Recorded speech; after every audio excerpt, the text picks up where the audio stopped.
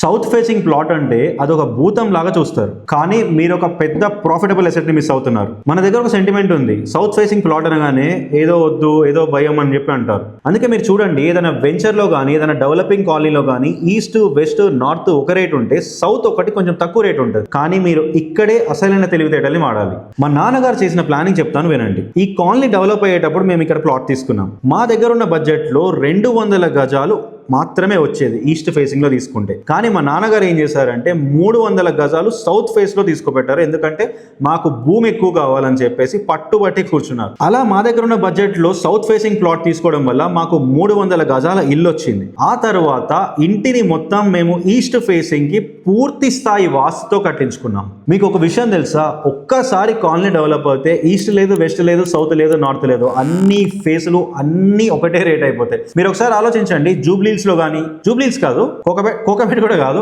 దిల్సుఖ్ నగర్ తీసుకోండి.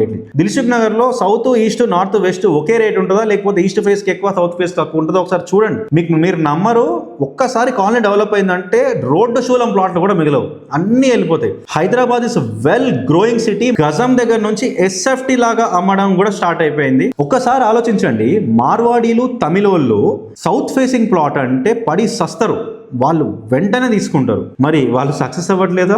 మార్వాడీల దగ్గర డబ్బులు రావట్లేదా? కేవలం ఒక దిశ వల్ల అదృష్టం అనేది రాదు. మనం మన దగ్గర ఉన్న భూమిని ఎలా వాడుకుంటున్నాం అనేదే ముఖ్యం. మేము 3 years అవుతుంది ఇల్లు తీసుకొని, మాకు ఎలాంటి సమస్య రాలేదు. ఆ వెంకటేశ్వర స్వామి దయ వల్ల మేము చాలా హ్యాపీగా ఉన్నాం. ఇల్లు మొత్తం ఈస్ట్ సైడ్ కట్టించుకున్నాం. సో వాస్తు ప్రకారం ఎలాంటి ప్రాబ్లం ఉండదు. అండ్ మనం చేసే కష్టంలో భగవంతుడు ఆశీర్వాదిస్తాడు, కానీ మనం ఏ ఫేసింగ్ లో ప్లాట్ తీసుకున్నాం అన్నది కాదు. తక్కువ రేట్లో ఎక్కువ భూమిని తెచ్చుకున్నవాడు నిజమైన సంపన్నుడు అవుతాడు. అందుకే ఆ అపోహలని పక్కకు పెట్టి థింక్ వైజ్లీ, థింక్ ఇంటెలిజెంట్. ఆ అపోహ అలాగే ఉన్నప్పుడే, తక్కువ రేట్లో దొరుకుతున్నప్పుడే మీరు వెంటనే కొనేసేయండి. ఇది కేవలం నా సజెషన్ మాత్రమే. ఇలాంటి మరిన్ని ఇన్ఫర్మేటివ్ వీడియోస్ కోసం GBR రిసెర్చ్ ని ఫాలో చేయండి.